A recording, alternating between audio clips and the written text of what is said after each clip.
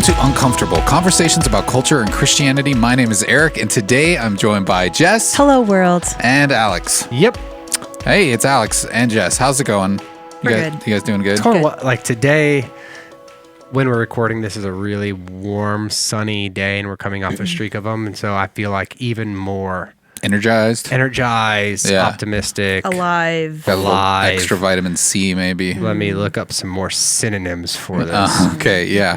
While you're doing that, I have a question. This is kind of in theme because later on in this episode, you sit down with Dr. John Walton talking about Genesis, and I think he's going to present some challenging things for people.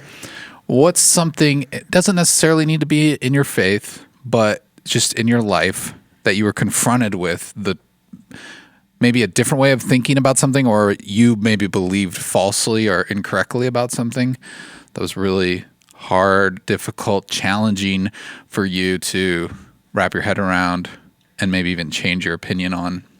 So not like this just doesn't make sense, like why do you park in driveways and drive on parkways, or why are buildings I mean, it could be, I guess, called buildings when they're already built? Yeah, sure. It could be. But something maybe that actually challenged me, and maybe I reverted course. I mean, either way. Okay. That's where my mind first went, so I just wanted to I wasn't doing a riddle this time. I know I'm kind of famous for the riddles at this point, but I love your riddles. That I'm always expecting them, so I'm like, okay, I got this. This one is not. This one's just more story time. Story time. I don't want to break any rules, but the first thing I thought of was just as like being in close relationship with people. I think even being married, you kind of like as your own personality, like we even talked about the Enneagram a couple weeks ago, last week, where it's like your personality sees and like conceptualizes things that maybe are or aren't there, or you kind of are understanding the world. And I think one of the most sanctifying and difficult things for me was marrying somebody different than me. And it's just like, we have those things where it's like, I'm feeling these feelings, or like, I'm right. And I think it's been like one of the most sanctifying things for me as like in my journey, especially like this place in my life of like, okay, it's not just like, oh, I'm realizing that other people are different or I could be wrong, but it's more like other people have valuable opinions and how in the way that they see the world, and it's not wrong. And I think the process of understanding and listening, especially then when it's like somebody you're married to, it's like, okay, this is really close and I can't get away from you. And it's not that I like don't want to not be around Ben, but it's like when you're in it with somebody, it's like definitely a learning process, and it's been challenging, but it's been probably one of the best things for me just in growth. So that was the first thing I thought. Nothing specific, just in general. I think it's just that, and it's just the challenge of, stepping back and being in it with people that are different than you. Yeah. And just like we can both see the same thing and have different experiences. Right.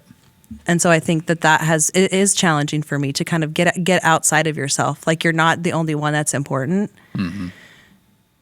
So I don't know if that counts. That was the first thing. That's good. And that'll fit right in with some of the conversation we had with Dr. Walton. So for me, man, there's a lot of things that probably have been challenged, especially from like my upbringing, perceptions about people or whatever. But I think one of the most probably recent, and I always talk about proximity. So I think one of the most recent is just our daughter being deaf, and like even hearing aids and cochlear implants and things like that. The deaf community was something I knew nothing about. Just because I didn't know people, and I wasn't like shunning them, but I couldn't communicate very well, and always was happy that we had, a deaf community, a great one at CCC. But once we started having conversations about getting Hannah cochlear implants, and you start to hear, the people in the deaf community kind of questioning that, not everybody, but just wrestling with, hey, well, does this technology begin to interfere with, or does it start to eliminate a culture if everybody starts to, do this, and then it eliminates the need for ASL, and does that population, and God created people and their image, and how do you how is that glorifying, to God, and how much are you changing that? And so just in all of that wrestle, was some pretty good perspective change around prosthetics and all of that, and even listening to people and hearing people out and having good dialogue. And so that was one of the things that definitely, in my story over the last couple of years, and of course, Erin and I are still learning. She's like learning ASL and sitting at an all deaf MOPS table and all of that kind of stuff. It's just this whole new world that we're introduced to, and always learning our ignorances in the middle of it. Yeah. And so, and it's always uncomfortable to say that you had ignorances or biases or whatever it might be, and none of them are hurtful, but then you realize in the back end, that could be hurtful, but it's not intentional, so that's for me, what I think of. But even the morality, the ethics. Yeah, right. We had Dr. Megan a few weeks ago at our service, but we had her on the podcast, and her and her husband, she's in a physiologist, and he's does what's the word I'm looking for? Philosophy. Yeah. So they're always talking about what are the ethics behind medical advances, and so even all of that are just things I'm like, oh, we have to consider that? Yeah, we probably should consider that in all these areas. So. Yeah, that's good. Yeah, I didn't really have one, I guess, prepared specifically for this. I think it's just one of those things where, it's really challenging when you're faced with those types of things, and it says a lot about a person, at least for me, is and how they respond to it. And I think one really almost, I don't know, I don't want to say it's petty, but it's a small thing, is I always used saw and seen in the wrong way. I would replace those two words. It's like I don't know, I guess maybe a redneck South Dakota thing. I don't know what I did, but I'd say I saw that instead of I seen that. And I had a good friend of mine once pointed out and go, hey, even in text messages, you use this word wrong. And it was just this moment of like humiliation in that moment where I just felt, wow, am I stupid? Like what's wrong with me? You feel embarrassed, you feel all these different emotions, but it was like almost a thing I had to prove to myself, like, Eric, accept this humbly, acknowledge you're wrong, and move on and try to do better, and I think it's tough when you're faced with that stuff, but sometimes, it's good. I think it's so valuable to be open to that change, though. I'm kind of worried right now because last time you had a conversation kind of like this was about the word karaoke. You mean karaoke? And then how you used to pronounce karaoke wrong. And you said it karaoke. And then we found out that you were saying it right, and we all adopted it wrong. I guess. So I'm like, I don't know. We'll maybe find out. We'll find out if you were using it right the whole time. Yeah, saw and the and rest seen. of us. We'll find out. I found out this week I used, and I'm curious really quickly, Charlie horse wrong. So I got kicked in the leg the other day, and I told people that I got a Charlie horse, and I had some friends and even my wife all like, when I said that, like, what are you talking about? A Charlie horse is like when you just cramp up involuntarily. So how have you guys heard Charlie horse? I always thought it was a leg cramp too. I don't use but that. But not without any kind of like trauma to it. Not like getting punched or I have anything. a Charlie horse. I always thought of it as a cramp, I guess. No Charlie horses for I've you never ever. heard that, like funny bone, like your elbow. Okay. Well, now that you've said the word Charlie horse, I'm just like, where did that come from? Yeah. That is a weird It's such a weird word. thing. I think I always thought about it as Who's- like a kick or like something into the muscle because like I guess I associate it with like a horse. This horse Charlie kicked you. He kicks back and it hurts. So Well, we are digressing. We need lots of help. We need some help.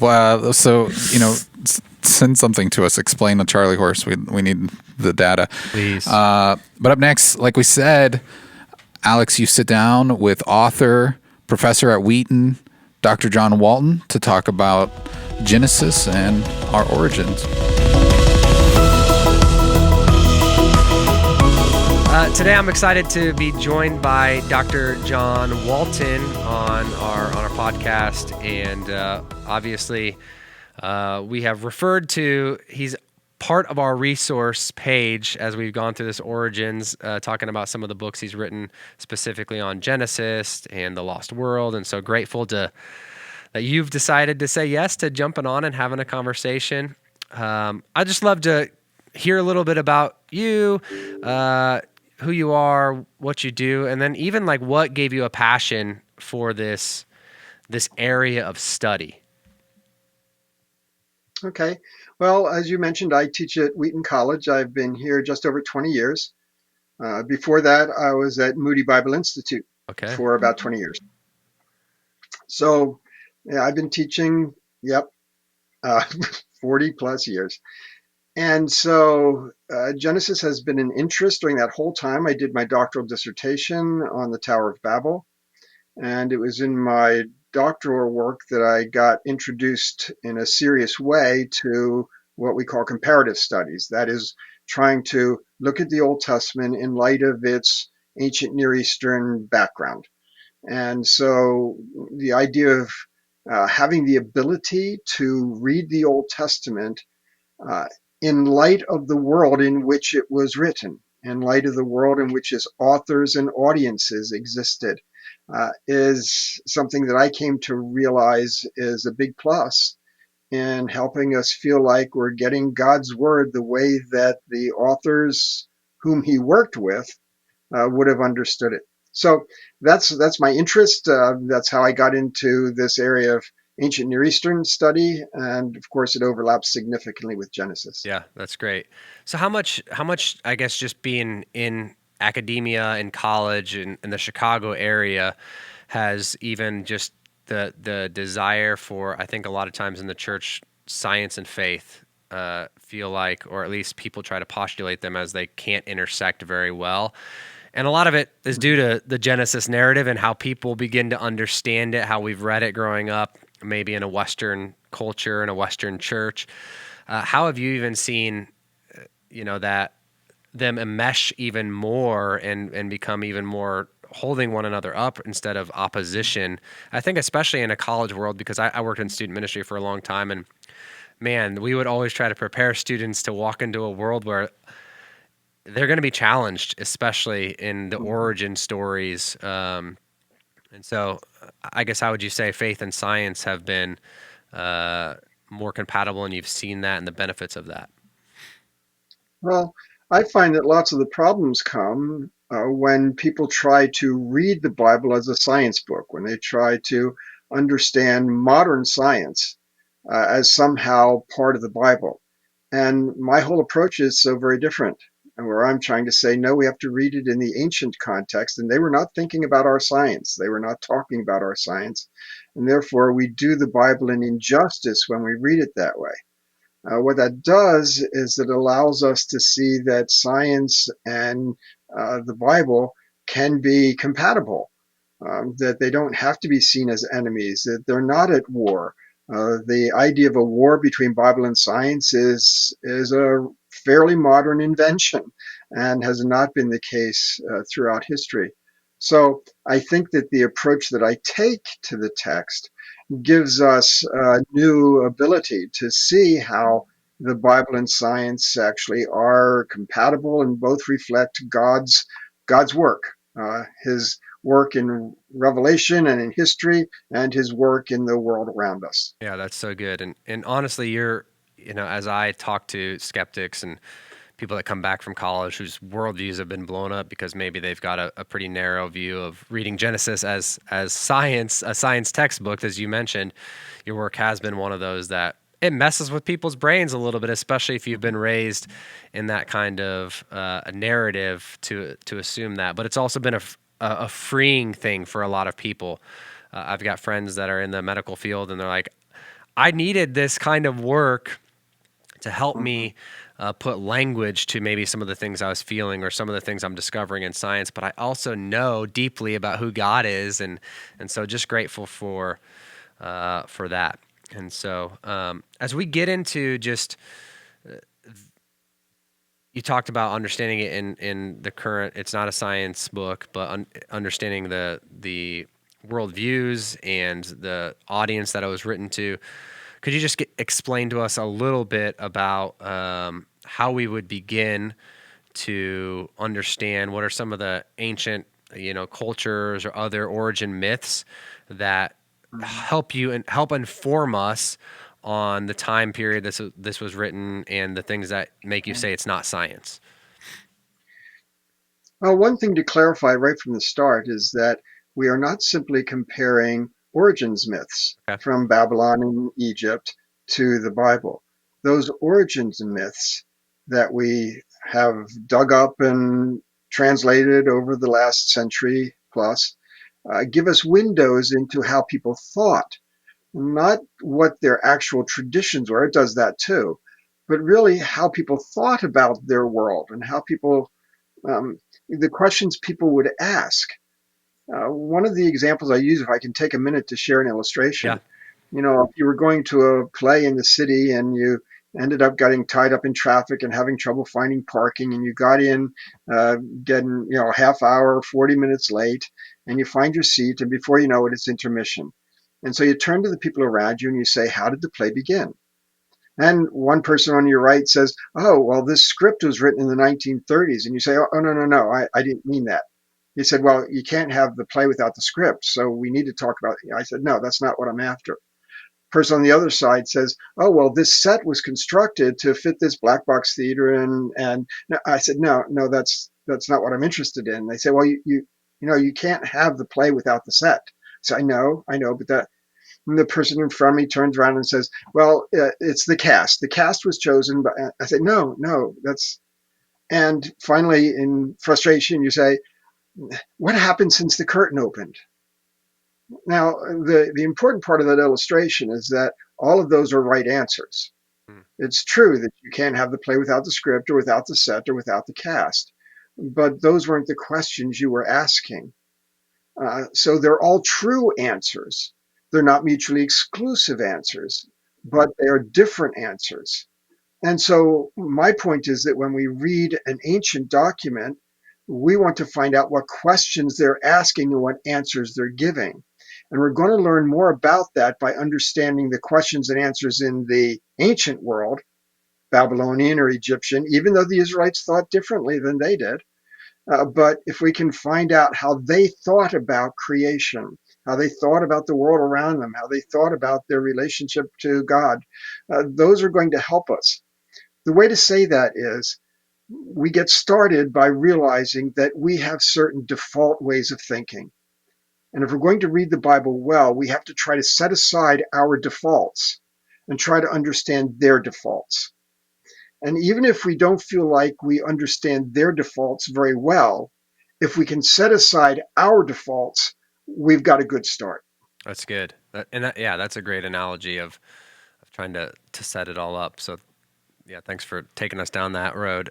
So I guess for you, how has probably, and I guess I don't know your history of like, hey, did you understand it at one point as a science textbook, and then your study has led you to this? But I guess as more you understand all of this and have a more complete picture and ask the right questions, how has that even grown your own personal like faith and awe of this creator of God?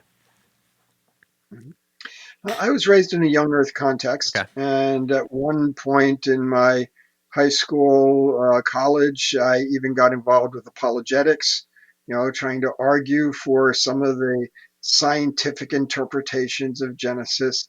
But as time went on, I got to thinking, I feel like I'm doing something wrong. Hmm. I feel like I'm not kind of connecting with what the text is, but I didn't know how to give voice to that. I didn't know how to identify it. I didn't know what to do different. And it really wasn't until, in the 90s, that as I continued teaching, continued reading Genesis, continued working with comparative studies, trying to understand the ancient world, still, I hadn't got to the point to say, what are their questions?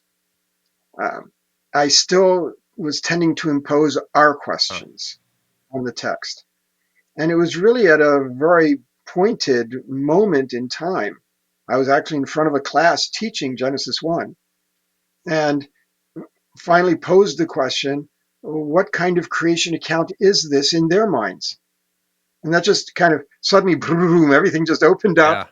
Yeah. And all the research I'd been doing, all the reading I'd been doing, everything, that had been preparing me for that moment to ask that question, that's what allowed me to say, oh, okay, now I know what I've been doing wrong. Yeah.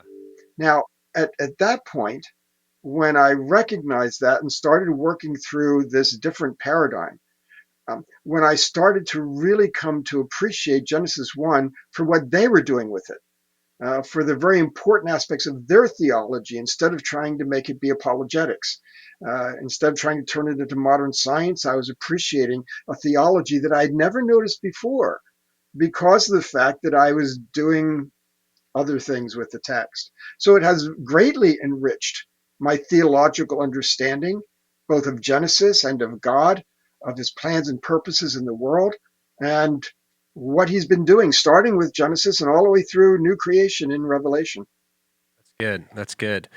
Um, quickly, as we get into some of the thoughts, I mentioned off air here that I'm preparing a message right now for Genesis 3, the fall of man, and one of the interesting concepts that I ran across from reading some of your stuff is the idea of even the serpent and order. The order, I don't remember what you call it. You know, there's non-order and then disorder. The order spectrum, I think, is what you call it. So, That's right. yeah, That's right. can you unpack a little bit about how even understanding that from where the Israelites at that time would have understood it versus necessarily our desire or our reading a lot of times goes into good versus evil. But how does that change? Can you unpack a little bit about that order spectrum for us and how it helps us Sure. understand Genesis 3? I'd be happy to. So we often uh, we often adopt a view of Genesis 3 that reflects something that the New Testament is doing with it, and even something that early Christian history is doing with it. There's no crime in that. I consider there to be very valid perspectives there. So, that's not the issue. Again, just like in the example of the play, there are a couple of different right answers. Yeah. Just depends what questions you're asking. So that aside, though, I'm not going to assume that Genesis is doing the same thing with Genesis 3 that the New Testament is doing. I appreciate what the New Testament is doing, but I need to appreciate what Genesis is doing because that has authority. Hmm. Okay, so I don't think of them as contradictory or conflicting, but a different perspective. So what is the perspective? You mentioned the order spectrum. And again, for those for whom this is new, this is an alternative to thinking about things in a moral spectrum. Moral spectrum, we think in terms of good and evil and trying to label things in that way. It's very difficult to approach the Old Testament through a moral spectrum because, for instance, the word that we translate evil is in multiple passages something that God does. And we know God doesn't do Hmm. evil. So that means we've not got the word right. Yeah. And we have to think through it. We take a word like good, and in Genesis 1, it was good, it was good, it was good, and we try to attach a moral quality to it. But that doesn't work either. There are things that aren't good that have no moral issue. It's not good for man to be alone. And so we find out that our assumption, our default, as I talked about, our defaults are often in this moral view of the world, which has some advantages, but if that's not what the Old Testament is doing, we shouldn't think of it that way. So, very often, at least in early Christian history, they looked at the serpent as Satan. The New Testament um, compares the two in Revelation, but it doesn't necessarily identify the serpent as Satan. And certainly in the Old Testament, they never would have understood the serpent as Satan. In fact, they don't even think of Satan as the devil. They've got another kind of identity, and we can't get into that now. So they would not have thought of the serpent as the devil or Satan.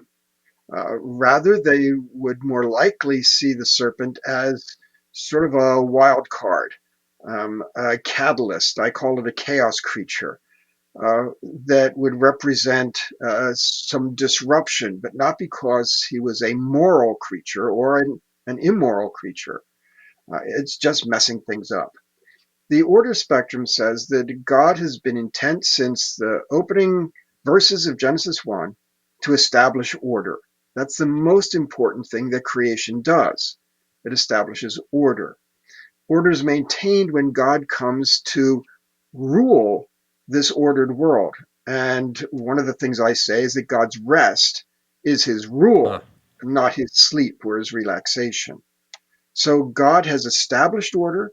He has made people as his image bearers and co-order bringers.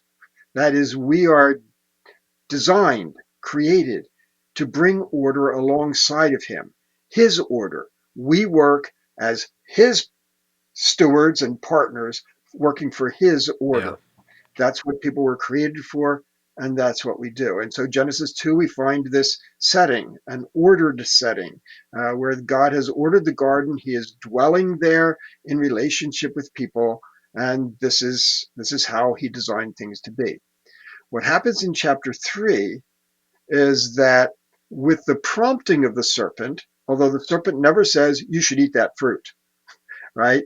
The serpent, again, is a wild card. He's thrown a monkey wrench into it. He says, oh, have you thought through this? Do you really know what's going on? Is this really what he meant? It raises questions. So the serpent is a catalyst. And so we get people who are now taking the fruit from the wisdom tree. Now, the way I understand that then is that this is not just a matter of God giving a command and people are supposed to obey it, and that's all that's involved. It's a test of obedience. That's a fairly common view in church history, not the only view. I think rather that it's not so much their disobedience, which certainly can be labeled a sin, but what's happened is you have to understand that in the ancient world, wisdom is the pathway to order. Hmm. And God told them not to eat from that tree because he would have to give them the wisdom that would allow them to work alongside of him doing his order. They seize wisdom for themselves so that they can pursue order on their own terms for their own benefit with themselves as the center. In this case, yes, there was disobedience. Yes, there was therefore sin. But the point that is important in Genesis in the Old Testament is people chose to go their own way to establish order on their own. So non-order is what exists before order is brought about. Gotcha. It's like the unpacked boxes in your apartment when you're moving in. They're not evil. They're not bad. It's just that they're not ordered yet. And so that's non-order. Order is what God does. It's what God is doing, what he wanted us to do alongside him. Disorder is when somebody does something to mess up the order that someone else is bringing. So in Genesis 3, our human attempt to take wisdom and therefore order for ourselves was actually an act of disorder because it worked against God as the order bringer. And we decided to become independent agents of order, Hmm. which didn't go very well. Yeah. And of course, that's why they're driven out of the garden. They lose access to God's presence. Okay, but again, the main point is not that which was lost, that's important, but rather where they go instead. They go out into the non-ordered world outside the garden to try to make order for themselves. And the story of Genesis 1 through 11 is that didn't go so very well. Yeah. So that's how I view Genesis 3, not so much as a fall from grace with sin and disobedience, although I'm not denying those things are Yeah. there. But when I try to capture the Genesis perspective of it, I see it as not so much the fault of taking it, but rather what they took and what they did with it.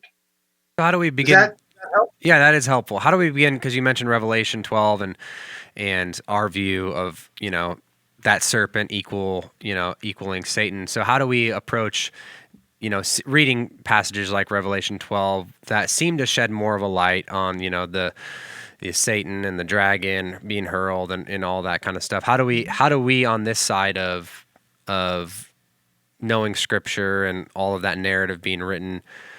Would you say, hey, that's an impossibility that it was Satan, or those people just had no concept of it, and we do have a concept, and we should then attach that to it? Well, notice that in the Apocalypse, in John's book, Yeah.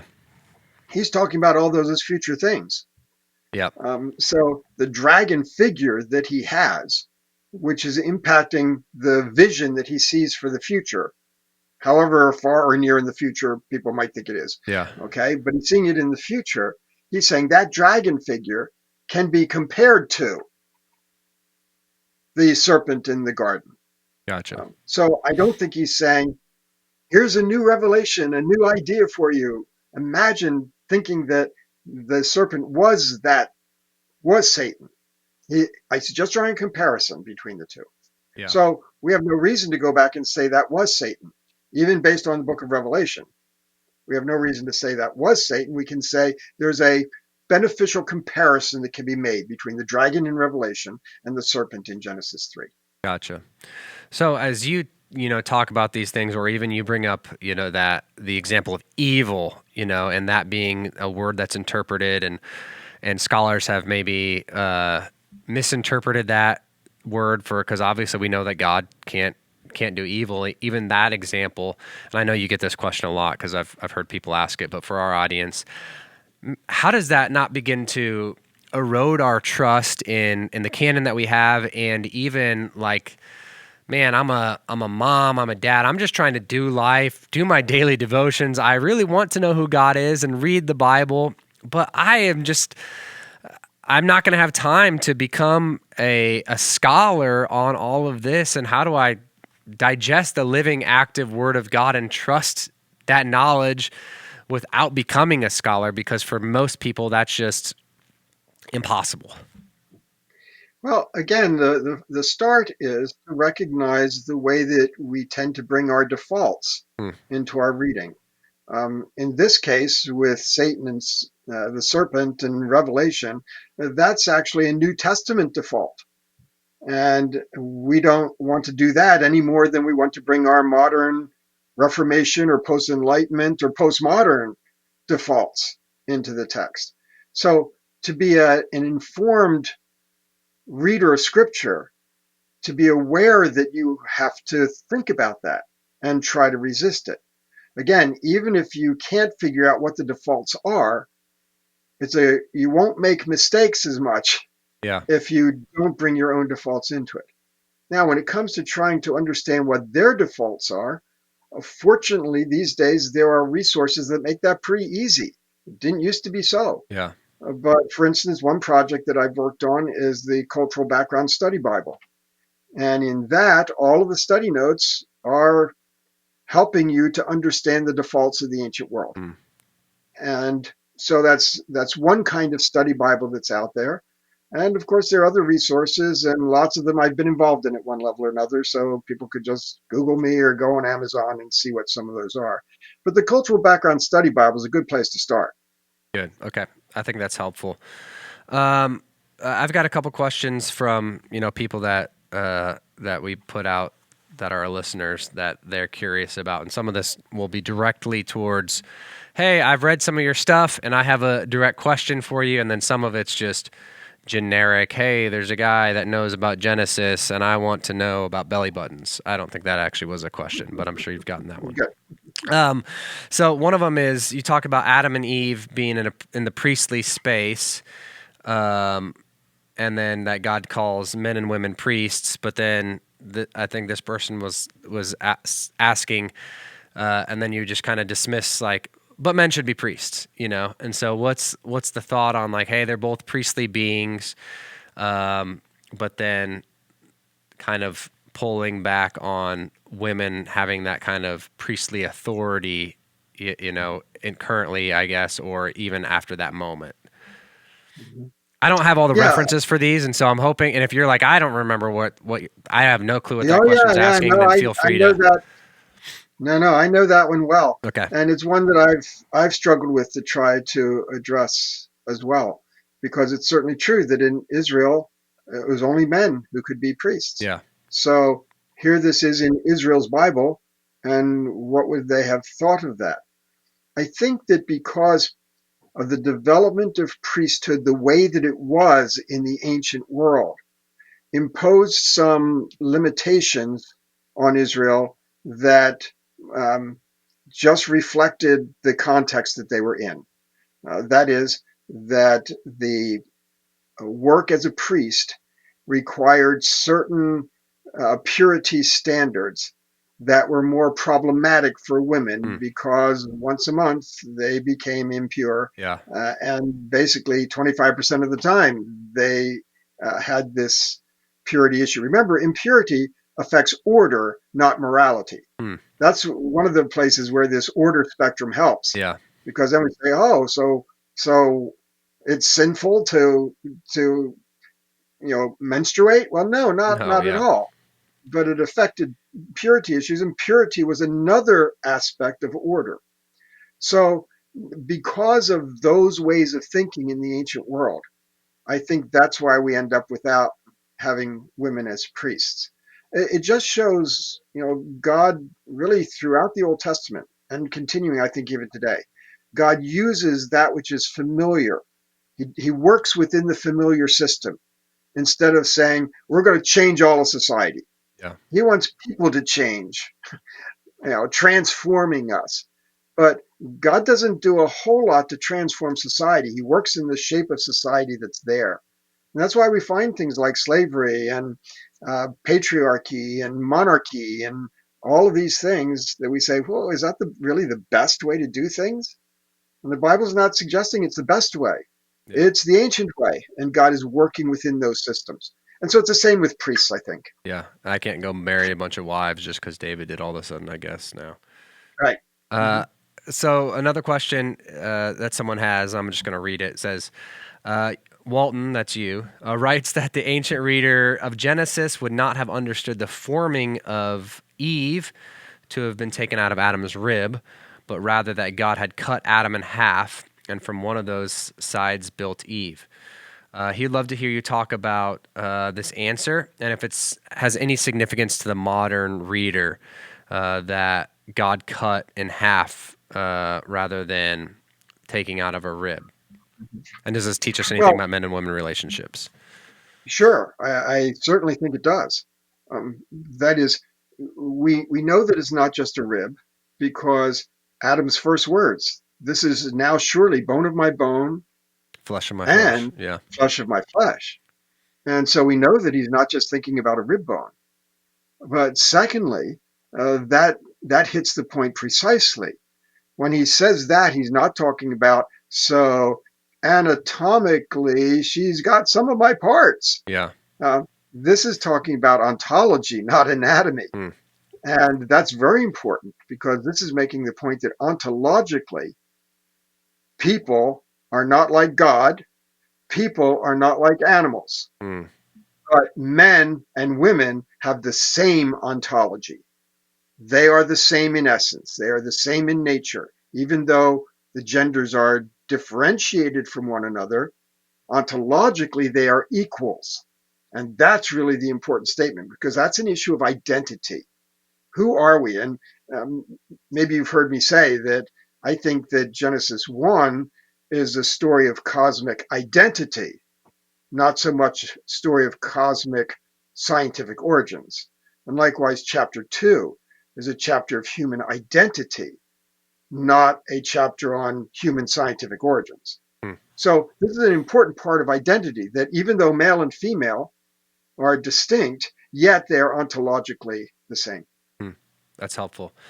Would you say that one of the ideas I'm playing around with in my sermon 10 days out is you mentioned that cosmic. Would you say that in Genesis 3, this is a more selfish question, that this is maybe a scene of cosmic treason that's happening, with the choosing of wisdom and their own order versus the order of God? Um, it's treason against the very purpose for which they were created. Hmm. Uh, and that has cosmic aspects to it. So the idea that they were created to be order bringers alongside God, bringing his order. They have chosen to be order bringers on their own, going into business for themselves. Yeah. And that's the treason. Cool. Well, stay tuned, listeners, to see if that makes my slides or not. I appreciate that help. Next question that someone has. you again, Walton, point out that creation account shows God giving functional origins rather than material origins. So does this mean that the ancient Near Eastern person would have not seen God as a source of all material, as the modern reader typically reads Genesis, that God is the source of all material, or they have only seen a creator as the one who gives order, function, and creation? Would that be how they were only seeing it? Yeah. I don't really have doubts that um, ancient people and in general, and Israel in particular, I don't have any doubts that they would have understood God as the one who brought about the material world.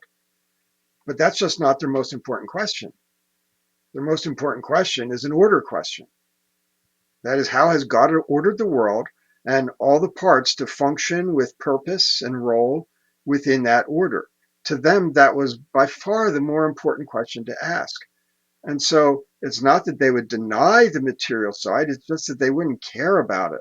The example I use sometimes is that, if somebody asks you about your electronic device, your pad or your laptop or your phone, you're not going to talk about the chemical polymers that made up the screen. Yeah.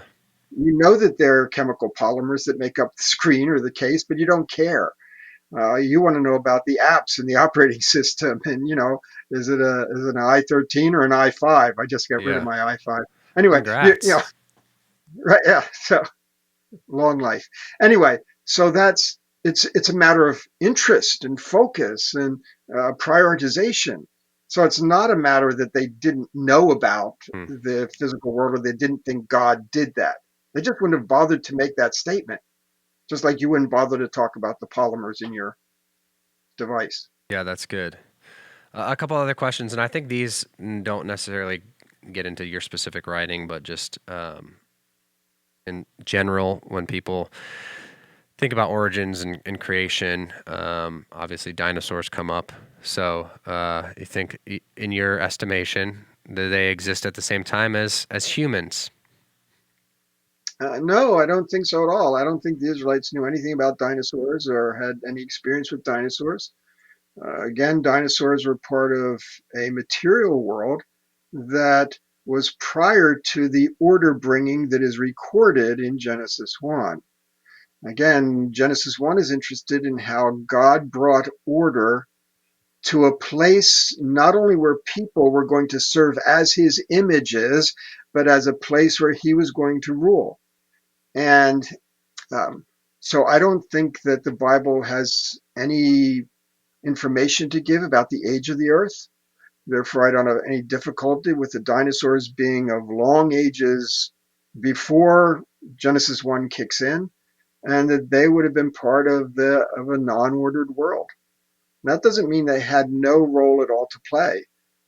Again, we can't address that. The Bible doesn't talk about it. Yeah, you're going to send people's heads spinning right there, even thinking the idea of things happening before Genesis 1, but we won't dive too much into that. So are these events in Genesis history or parable? And I think I know the answer, and I think this person's asking about the whole book, which seems a little of both, Yeah. but how would you address that? And I would say that both, well, okay, that's a false dichotomy. Yeah. We don't have to pick one of those. Parables we know from the New Testament, and there's even one or two in the Old Testament that we could point to. Parables is a recognizable genre in both worlds. History is a little bit different thing. History is a sequence of events. When you write about those events, now suddenly you've encased them in narrative, and that becomes technically historiography. That is the writing Hmm. about the past. So is Genesis 1 a writing about the past? Well, sure it is. Is it a writing about a true past? Yes. But again, truth can be conveyed in many different ways. Is it real? Yes. More real than events that we could videotape. More importantly, real Hmm. than events that we could videotape. And that all brings out the fact that reality is not limited to what you could videotape Hmm. or what an eyewitness could have seen. When we talk about the parting of the Red Sea, the reality is not that you saw waters divide and dry land in which people walked over. You did see that, but the reality is God did it, Mm, and you couldn't see that. mm, And God did it to rescue his people, and you couldn't see that. The videotape could never tell you that. And so there's a reality that transcends events. Events are only one and probably not the best way to portray reality. Do I believe that Genesis 1, for example, is real? Oh, absolutely. Do I believe it's true? Absolutely. Would I call it history? Well, now I have to qualify it, because history, you're locking into events as the primary expression of reality. Okay, so that makes it a more complicated question than we often think that it is. mm. That's good. Uh, so God gives Adam and Eve plants to eat. Where does he give animals to eat? Should we all be vegetarians? I think is this person's question, Yeah. or would we be if? And that's such a hypothetical question. I hate that. If this all didn't happen, then would Yeah. we be vegetarians? It doesn't seem Well, to have a lot of value, but when God tells people, or reports that he made them in his image and that they are to rule and subjugate, that ruling and subjugating are order bringing activities. That's where we see this order thing. They're order bringing activities, and they involve domestication of animals. If you're domesticating animals, you're gaining from their byproducts, which could mean wool and meat and milk, mhm, but it also would involve meat. So, in the idea of subjugation and domestication, there's the assumption that those domesticated animals will be used for food. What God gives them in the next couple verses is that things growing wild, that is, that they did not domesticate, they also have the right to eat. hmm, And when he gets to Genesis 9 and talks about being hunters, he now talks about a different class of animals, because the Hebrew word used there in Genesis 9 is not for domesticated cattle. So again, these are animals that basically animals that are undomesticable and that travel in herds. hmm. That's what that word describes. So he's giving them the permission to be hunters, not just domesticating shepherds or herdsmen. Gotcha.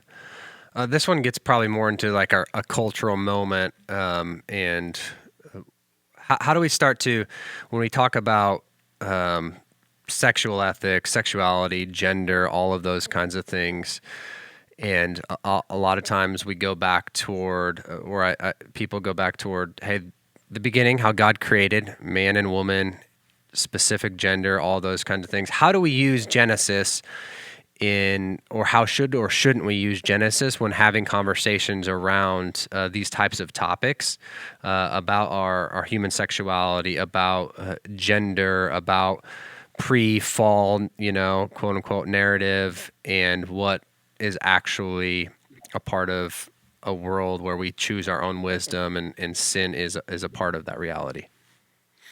Well, we have to be careful not to stretch the biblical passages beyond what they're doing. Um, so when we look at Genesis 2:24, this is a narrator's aside. It's not God speaking, it's not Adam speaking. It's the narrator of Genesis. And he says, for this cause, which means that he's now tying what he's going to say to what he's just reported about bone of my bone and flesh of my flesh, right? That they are ontologically the same. And he says, for this cause, it's because that ontological sameness. It's for this cause that a man leaves his father and mother. At that point, he's not saying what marriage is supposed to be, or he's not even giving the institution of marriage, because his audience already knows all about marriage. They practice it all the time. Hmm. He's saying this explains why people get married. Why do people get married? Because you've got this inherent sameness. Okay. And marriage is stitching back together that which God separated in this Hmm. creative act. And so you are reconstituting sort of a whole of man and woman. So asking the question then, why would people leave their closest identity, their clan, their family, father and mother? Why would they leave that to hook up with a stranger? Well, the reason why that happens for this cause, the reason why it happens is because you basically have this pull, this draw that pulls you back together because of this ontological nature. And therefore, they become one flesh again through marriage. That's not a statement about sex. Being one flesh, we've made that a sexual statement, but it's not in the text. They had been one flesh before this Yeah. division, and it's reconstituted. So I think that basically all sides of the sexuality discussion use that verse incorrectly.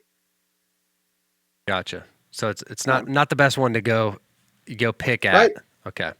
right. And even when we use Genesis 3:16 as sort of the God's command that man is going to be in a ruling position, again, I think we've misunderstood. First of all, we've misunderstood because the the serpent is cursed and the ground is cursed, but man and woman are not. Yeah. And so when we call it the curse, we're getting that wrong. Um, the idea that there's going to be not pain, but anxiety in childbearing, anxiety about conception, which is exactly what the verse says, anxiety about conception, then anxiety all the way through pregnancy, which of course it's filled with anxiety, and about whether you'll deliver a healthy live child, whether you will survive as a mother, all filled with anxiety. And all that anxiety brings a sense of disorder, non-order. Everything's out of control. So how will you find order in the midst of all that anxiety that goes along with childbearing? And this text says you'll find it in the rule of your husband. That word translated rule is not a despotic, tyrannical, abusive rule. Almost every time it's used in the Old Testament, it's a benevolent rule, and it describes the rule of God. Hmm. And therefore, to say that your desire in all of this anxiety, your desire will be for your husband to bring you some stability, and he will. Hmm. He will rule. That's not trying to say that men should always rule over women, or that men are the head of the household and have to be in charge, or that in the church, again, we try to pull more out of that verse than what it actually has. Some translations have said your desire, and it makes it your desire will be to control, or Hmm. your conflicting desire. And that's reading far more into that word than it allows for. Gotcha. And when we've built entire, uh, I guess, um, church history around those types of things, how do we begin to rewrite, I guess, the course of some of those narratives that are so deeply ingrained in us, and some of those biases because they've been deeply ingrained in us, and man, to start to correct course on some of those when we have those revelations, what would you say are some of the ways to begin to move forward or to change course? Well, first of all, to recognize that throughout church history, the people who've been interpreting have been interpreting in the midst of their own cultural context, Yeah. their own contemporary ways of thinking. And that always is going to have many ways of penetrating that we don't even recognize. Yeah. And so we have to recognize that to be the case, that that's been a factor. So how people in the Byzantine period or in the Middle Ages or in the Enlightenment, how they thought about men and women was impacting how people read Genesis 3 and Genesis 2 for that matter. And so we have to recognize that that is a foreign influence. That's reading something onto the text from an outsider perspective. And we want to try to read the text as insiders. Sometimes that means we have to pay more attention to the words that are there. That becomes hard for somebody who doesn't know Hebrew. But that's why we want to check those things out, to ask questions, to try to get us there. And again, resources are out there to try to give those kinds of perspectives. Yeah. But it's not easy. Yeah. It's not. Um, so I'm sure mostly because of all your work on this, and because it is maybe highlighting some flaws we've had in church history, and some flaws for good reason, because there wasn't the research done like you guys have provided in a lot of ways to move us forward. I think over the last couple of decades, more than we have in centuries. Even some of the research that's been done and by scholars like yourself. I'm sure mostly you've heard pleasantries from people that are just really, everyone loves you. I actually did find a couple YouTube videos of people like their entire couple episodes was dedicated to dismantling how John Walton got it wrong. So I'm just curious, what are some of like the biggest frustrations that people seem to air to you, and how do you as somebody who's a believer made in the image of God, how do you just begin to rectify those things in your own life? I find it both comforting and frustrating Yeah. that many of my most vocal critics are criticizing a straw man. That is, they have misrepresented what I believe. They've misunderstood what I believe and what I've claimed and what my position is, and they critique their misunderstood understanding. Mm. Like I said, I find that frustrating because it seems to me they should be able to get it right. Many people do, so why can't these academics get it right? Mm.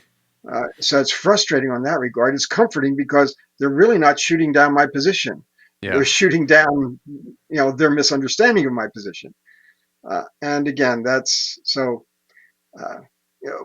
One of the most common questions asked is, I've presented, what I called the functional ontology. That is that it's all about bringing order, Mm-hmm. bringing function.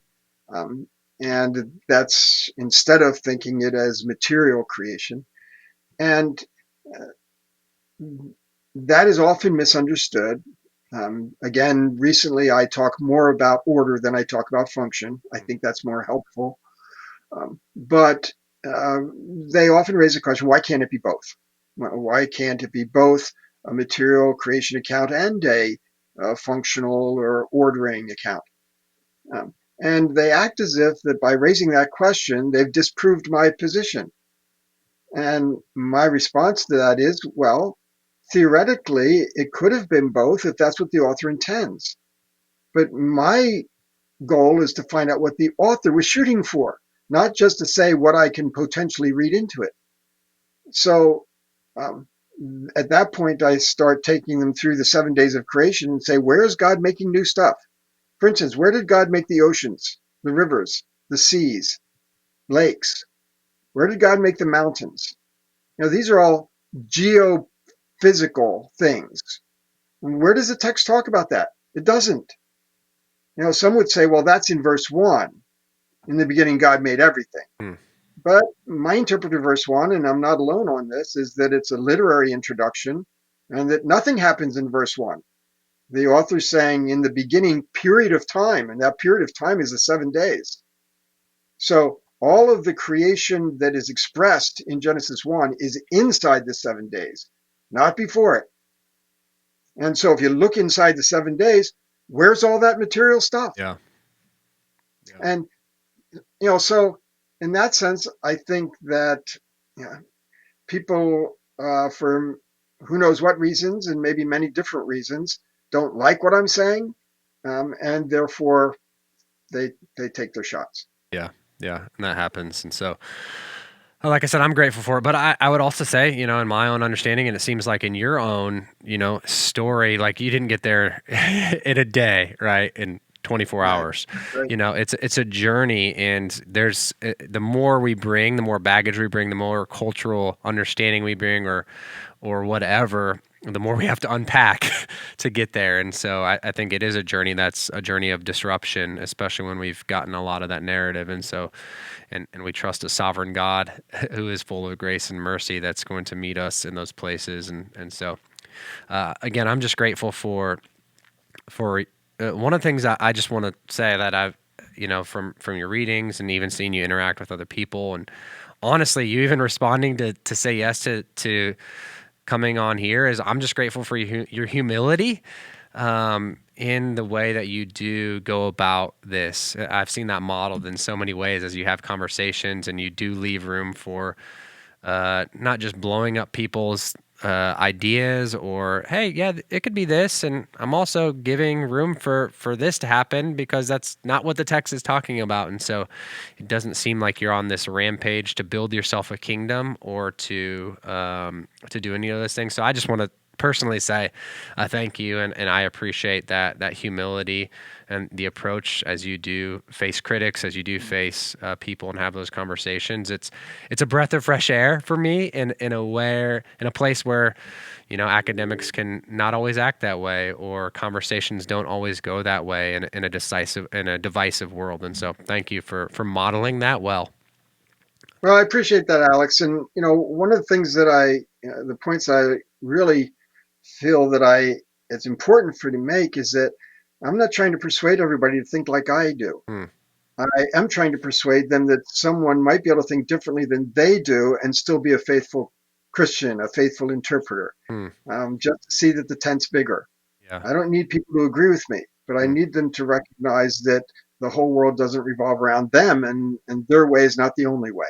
Yep. And that's to me, the church, if anywhere, the church ought to be characterized by gracious conversation. That's good. I got 4 little kids. I'm trying to teach that lesson to as well right now, that the world doesn't revolve around them. So just last question quickly. If you were to say, hey, the listener is like, hey, I want to dive more into this. I want to start to write some of my understanding or misunderstandings, or just explore this more. If you were like, and we're talking Genesis 1 through 11 here at the church, so I'll pigeonhole it into that area. What would you say is, hey, this is the starter resource that you would say? I would say read this first, and maybe that'll get your feet wet. And it's okay to push one of yours, because I definitely will. So, yeah, probably the best way to start is in the 3 Lost World books in Genesis 1 through 11, and especially the Lost World of the Flood kind of picks up what some of the others have done and then expands it, not just the flood, but all the way through chapter 11. Yeah. And so those 3, again, they're thin paperbacks. I try to write them accessibly. And so those would be kind of places to start for Genesis. If you're interested in just the whole world of trying to understand the ancient world, as I mentioned, the Cultural Background Study Bible. And for those who even want to dip in a little deeper academic study, I've got a book called Ancient Near Eastern Thought in the Old Testament, which can help people kind of get acclimated a little bit to this 2 worlds idea. So those would be some of the things I would suggest. But for Genesis, those 3 Lost World books would be the way to go. Okay, I lied. I have one more question, and this is more because my curiosity is piqued, and because I have a little bit of attention deficit disorder. How many books are in there in that library of yours? Do you have a number on it? If we had people guess. It's about 2,500, I think. Okay. I was just curious. I'm like, those are some books. So you're only seeing, of course, a small slice of it. Yeah, I would guess. It's surround sound here. All the way around. Well, again, seriously, thank you for your willingness to jump on and have this conversation. It's been fun as a church here in Omaha and even larger to have this conversation about origins, and it's been fun to be on the back end of some conversations, and again, to use your material to help prepare for that, and for you to say yes to jumping on here is a hugely humbling and a great gift to us. And so thanks for the way you're contributing to the kingdom at large and helping us. So thanks again for your time today. My pleasure, Alex, and best wishes as you kind of work through Genesis. And I hope that turns out to be real productive for you and your people. Well, thanks, Alex. And thanks to Dr. Walton for taking the time to have that conversation. I mean, I think, like I said before, a lot of that stuff, depending on where you are, what you're familiar with, it can be really challenging. And I think for all of us, it's just best to kind of receive that with open eyes, open heart, and, do some soul searching and praying and digging into the scripture yourself. Yeah, and all of us can be reminded, like you said, and you said earlier before the interview, Jess, like the world doesn't revolve around us, and most of the time, whether it's raising my kids, coming to work, everything I do, and then it's even more dangerous when I take that to Scripture and my interpretations of Scripture. So good reminders, just practically as well. So, well, sometimes it's like I think when we think we know something, it's like a safety thing for us when that gets taken away from you. It's really uncomfortable and scary because it's like, no, but I know this. I know that I have the answer for this, and I feel safe. So I don't know. But I think that does it for this episode. Thanks everybody for listening. If you have any questions or concerns and you want to send those in to us, you can do that on social media at CCC Omaha, or you can send us an email to podcast@cccomaha.org. And until next time, we'll talk to you then.